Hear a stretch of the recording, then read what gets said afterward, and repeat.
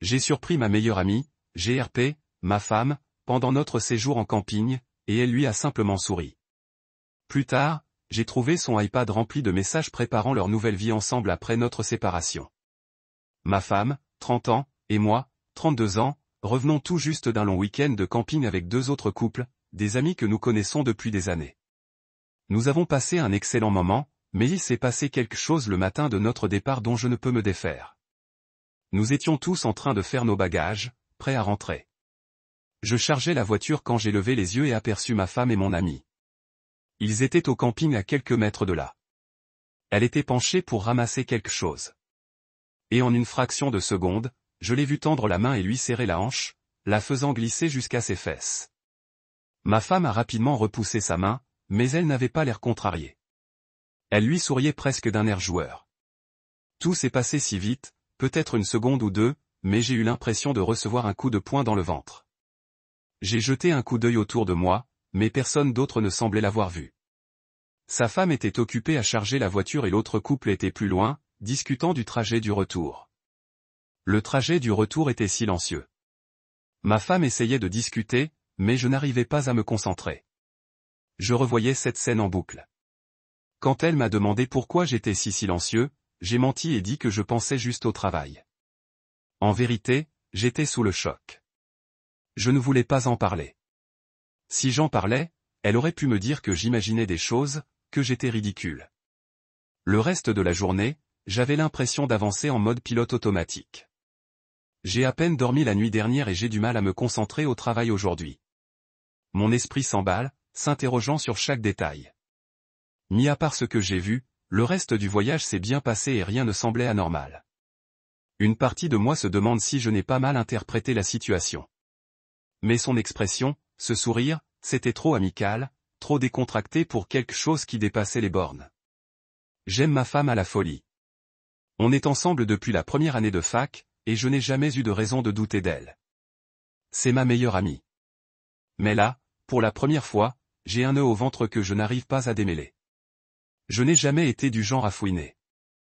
Je lui ai toujours fait entièrement confiance. Mais là, je suis assis là, à me demander si je devrais vérifier son téléphone. Il est protégé par un mot de passe. Alors, même si je le voulais, je ne sais pas comment faire sans qu'elle le découvre. Ça me ronge, et je sais que je dois faire quelque chose. J'ai essayé de fouiller son téléphone. Et même si je le voulais. Comment puis-je le faire s'il est protégé par un mot de passe? Première mise à jour. Pour faire court, j'ai découvert la semaine dernière que ma femme, avec qui nous sommes ensemble depuis 4 ans et 12 ans, me trompait avec mon ami.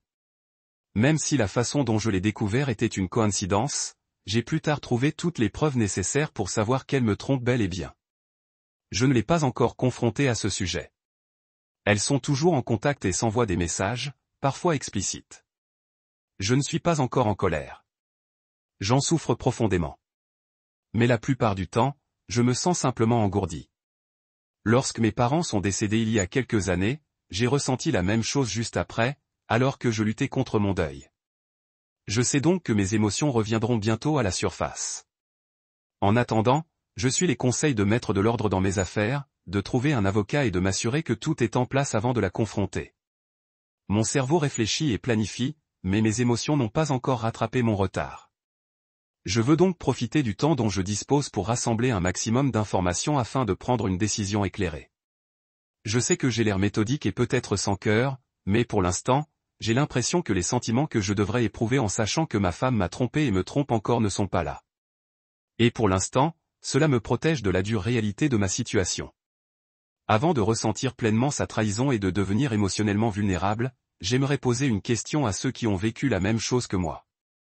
Comment avez-vous décidé de rester avec votre partenaire infidèle ou de la quitter? Pour mémoire, j'ai 32 ans, elle 30, et nous n'avons pas d'enfants. Deuxième point, je me suis retenu depuis que je l'ai appris la semaine dernière. Mais ce matin, j'ai enfin compris. Le déclencheur était une chose tellement insignifiante, tellement stupide. J'étais assise à mon bureau, à la maison, à parcourir mes emails, et avant qu'elle ne parte au travail, elle m'a apporté une tasse de café, m'a souhaité une bonne journée et m'a embrassé. J'ai réalisé tout ce que j'allais perdre, et c'était fini. Ce fut ma perte. Tous les sentiments que j'avais réussi à contenir m'ont envahi de plein fouet. La tristesse, la colère, la rage, et j'ai été aux anges pendant des heures après son départ. Je pensais simplement à la vie que nous avions construite ensemble ces 12 dernières années. Je ne sais pas si j'obtiendrai un jour une réponse satisfaisante pour m'expliquer comment elle a pu me faire ça. Je suis toujours ses déplacements et leurs conversations sur son iPad, et elle ne s'arrête pas. Ils se sont rencontrés hier.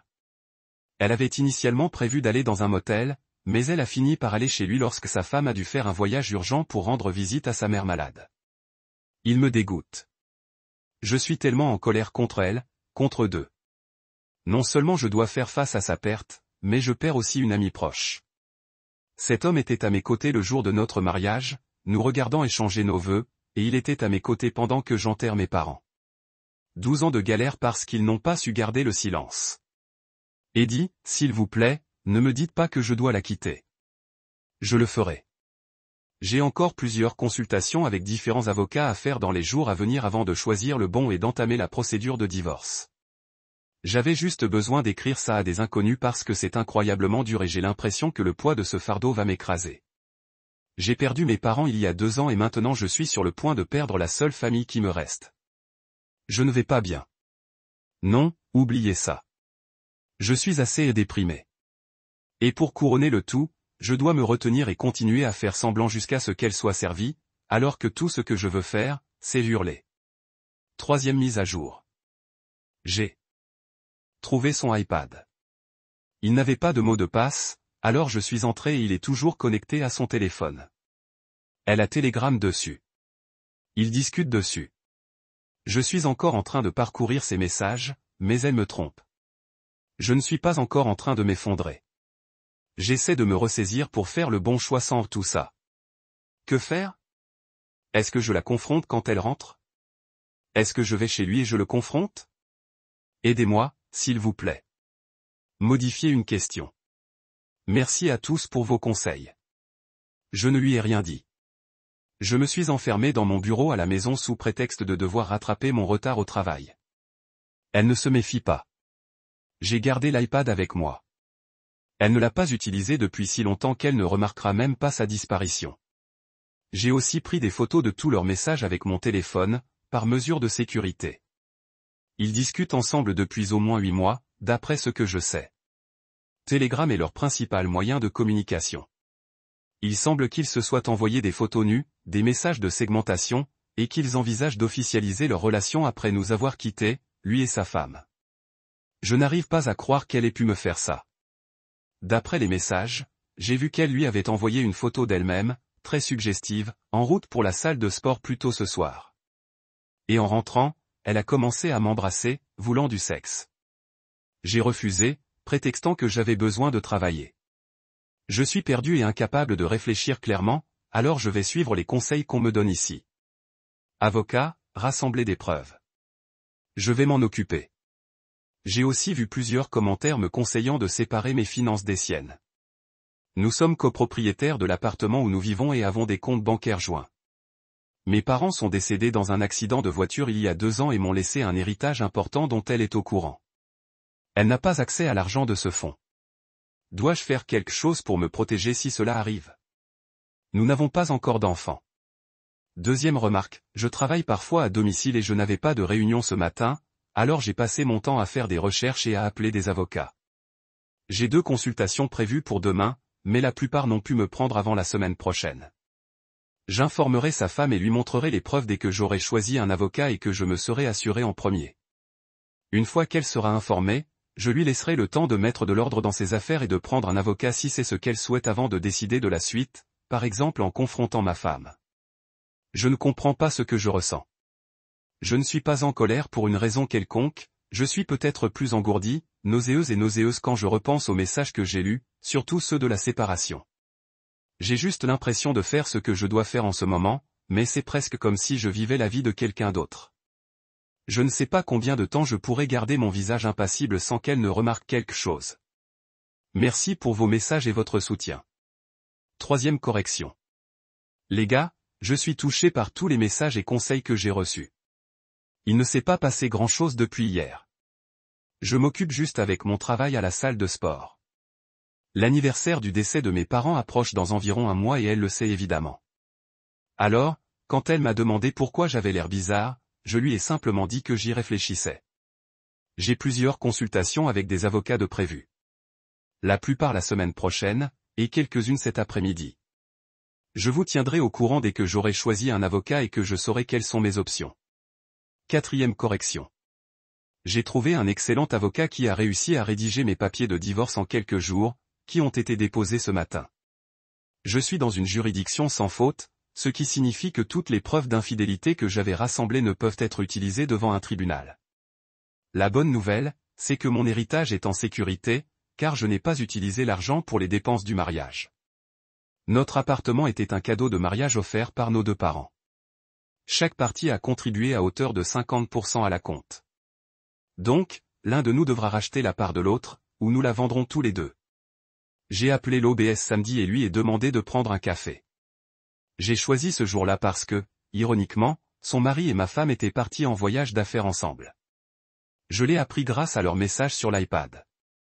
Leurs mensonges étaient les suivants: ma femme était chez ses sœurs pour le week-end pour aider avec les enfants, tandis que le mari de sa sœur était en voyage d'affaires et que son mari partait pour un projet professionnel. En réalité, ma femme et son mari étaient partis en voyage ensemble et logeaient dans un hôtel entièrement financé par Casanova lui-même. Je lui ai montré leur message sur Telegram, photos comprises. Elle m'a dit qu'elle avait remarqué qu'il se sentait distant et renfermé il y a quelques mois. Elle pensait que c'était juste le stress du travail et n'avait aucune raison de le soupçonner de tromper. Découvrir que son mari la trompait en fait, et avec ma femme, qui est aussi son amie, a été un choc pour elle. Nous avons encore discuté et je lui ai donné le numéro de mon avocat pendant qu'elle réfléchissait à ses options. Dimanche soir, ma femme est rentrée de chez sa sœur. Elle a franchi la porte et m'a salué par des baisers, me disant que je lui manquais.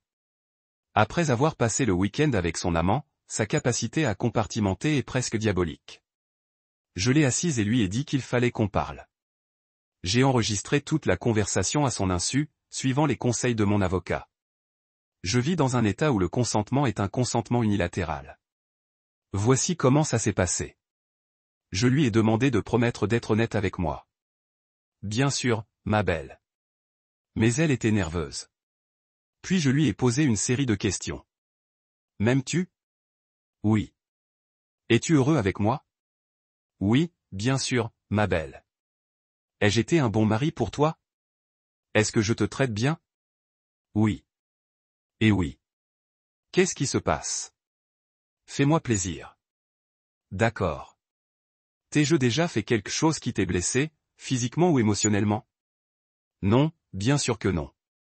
C'est quoi ce bordel ? D'accord. Alors, si tu es heureux avec moi, pourquoi me trompes-tu ? Elle m'a regardé, choquée, pendant une bonne minute, puis a immédiatement nié. Ça a duré un moment, puis je lui ai simplement dit d'arrêter de faire semblant, car j'avais découvert la vérité. Finalement, elle a craqué et a avoué avoir embrassé un type qui la draguait dans un bar. Lors d'une soirée avec sa copine il y a quelques mois.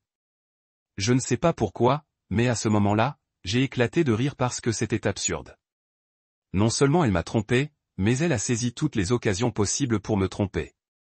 Je lui ai demandé si c'était la seule fois où elle m'avait trompé.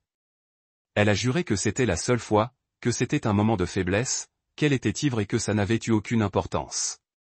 Je n'ai rien dit. Je lui ai donné la carte de visite de mon avocat et lui ai dit que j'avais demandé le divorce. Je ne l'avais pas encore fait. Je voulais d'abord lui parler une seule fois pour voir s'il restait quelque chose à sauver de notre mariage et que si elle voulait me joindre, elle devrait appeler mon avocat. Elle a pleuré, supplié, s'est excusée, puis, alors que je commençais à faire mes valises, elle a commencé à me manipuler, disant que je gâchais tout ce que nous avions à cause d'une erreur. Et le pire dans ses paroles, c'est « je n'avais personne d'autre au monde. Pourquoi quitterais-je la seule famille qui me restait ?» Ça m'a blessé, car je lui ai dit qu'elle était ma seule famille restante après la mort de mes parents et que je ne pouvais compter sur personne d'autre, et elle m'a renvoyé ces mots au visage. Je suis parti ce soir-là pour un hôtel où je loge en attendant de trouver un nouvel appartement. Hier, j'ai officiellement demandé le divorce. 4e mise à jour. Quelques nouvelles de mon dernier message. Ma femme a reçu les papiers du divorce la semaine dernière. Je suis toujours à l'hôtel et je suis sur le point de trouver un nouvel appartement. La semaine dernière, en partant, j'ai oublié mon iPad. Je l'ai récupéré en y retournant quelques jours plus tard pour prendre des vêtements et d'autres affaires. Apparemment, ma femme s'est disputée avec son amie qui était avec elle au bar, l'accusant d'être celle qui m'avait parlé de son baiser, ce beau gosse. Son ami ne lui parle plus, semble-t-il. Après tout ce qui s'est passé, OBS a mis son mari à la porte, et il est logé chez sa sœur. On a discuté. Elle a trouvé un avocat et a demandé le divorce. Elle a informé nos quelques amis communs de la situation, et ils ont tous coupé les ponts. De plus, le est passé chez moi et a passé la nuit chez ma femme 2 fois la semaine dernière. Elle a aussi envoyé des messages à sa sœur qui, il s'avère, était au courant de la liaison. Apparemment, ma femme a trouvé un avocat et se plaignait à sa sœur que son avocat lui avait expliqué le partage des biens et confirmé qu'elle n'avait aucun droit sur mon héritage, ce qu'elle trouvait injuste. Et voilà le coup dur. Toutes ces conversations sur la recherche d'un appartement ensemble et l'officialisation du divorce se sont considérablement calmées depuis la visite de ma femme chez son avocat, ce que j'ai trouvé étrange. Il y a quelques jours, j'ai reçu un message d'elle me demandant si nous pouvions suspendre la procédure de divorce. Elle m'a dit qu'elle m'aimait, qu'elle pensait que nous étions faux et que tout le monde méritait une seconde chance. Elle m'a même lancé « Je ne peux pas vivre sans toi, connerie ». Si je n'avais pas eu l'iPad, j'aurais peut-être pensé qu'elle regrettait sincèrement. Mais sachant ce qu'elle a fait toute la semaine, je savais que cela n'était arrivé qu'après qu'elle ait compris qu'elle n'aurait pas droit à une once de mon héritage. Honnêtement, ça m'a fait mal. Je suis le conseil de mon avocat, qui m'a conseillé de ne pas répondre. Plus j'y pense, plus je suis dégoûté par elle, mon amie et sa sœur. Le fait que son changement d'avis semble uniquement dû au fait qu'elle a découvert qu'elle ne toucherait pas à mon héritage est plus que troublant. J'avais toujours eu l'intention d'utiliser cet argent pour un fonds fiduciaire si nous avions des enfants, ce que je lui ai répété à maintes reprises. Je n'y ai pas touché, car cela me rappelait le traumatisme de la perte de mes parents. Le manque de respect dont elle a fait preuve, non seulement envers moi, mais aussi envers mes parents qui l'aimaient et la traitaient comme ma fille. Je suis contente qu'il ne soit pas là pour voir ça. J'ai rencontré l'OBS ce week-end. C'est une amie aussi, et elle traverse une période difficile, surtout avec les problèmes de santé de sa mère, en plus de tout ce chaos. Je lui ai parlé des messages. Pour faire court, elle avait reconsidéré le divorce après que son mari ait tenté de se réconcilier avec elle. Mais lorsque je lui ai montré les messages concernant mon héritage et que je lui ai fait remarquer que leur message s'était calmé, elle a vu les choses différemment. Elle a aussi partagé quelque chose qui m'a frappé. Apparemment, quelques mois après le décès de mes parents, son mari avait fait une remarque sur la chance que j'avais d'avoir hérité de leur argent. Elle l'a alors confronté, choqué qu'il me dise que j'avais de la chance après les avoir perdus, et il est revenu sur ses propos, affirmant que ce n'était pas ce qu'il pensait. Sur le moment, elle a balayé l'affaire d'un revers de main, mais maintenant elle remet en question ses motivations. Cela semble tiré par les cheveux, mais on dirait qu'elle pensait en avoir après mon divorce et commencer une nouvelle vie avec lui. Quoi qu'il en soit, leur comportement est ignoble. J'essaie de prendre soin de moi. J'ai commencé une thérapie. Je vais à la salle de sport de manière presque obsessionnelle et j'essaie d'éviter l'alcool. J'essaie tellement de me donner une apparence forte. Certains de mes amis m'ont dit que c'était un peu effrayant d'avoir si froid, mais c'est le seul moyen de vivre ma vie quotidienne sans perdre la tête. Les nuits sont très agitées. J'ai du mal à dormir. Il m'arrive de boire pour tenir le coup. Je ne suis pas fier et il m'arrive de m'endormir en pleurant. 5e mise à jour, il y a 2 ans jour pour jour, j'ai perdu mes parents dans un accident de voiture. C'est alors que j'ai appris à quel point la vie peut être capricieuse et injuste. Un instant, vos proches sont là, l'instant d'après, ils sont partis. Je me suis accroché à ma seule famille restante, ma femme, comme à une bouée de sauvetage.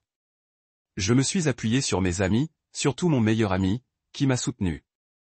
Ce à quoi je ne m'attendais pas, c'est de me retrouver ici, le 2e anniversaire de leur disparition, à compter les personnes que j'ai perdues. Aujourd'hui, j'ai 2 parents de moins, une femme de moins et un meilleur ami de moins. Je ne me suis jamais senti aussi seul. Je ne me suis jamais senti aussi brisé. Mise à jour 6. Je lui ai contacté. Ce n'était pas prévu.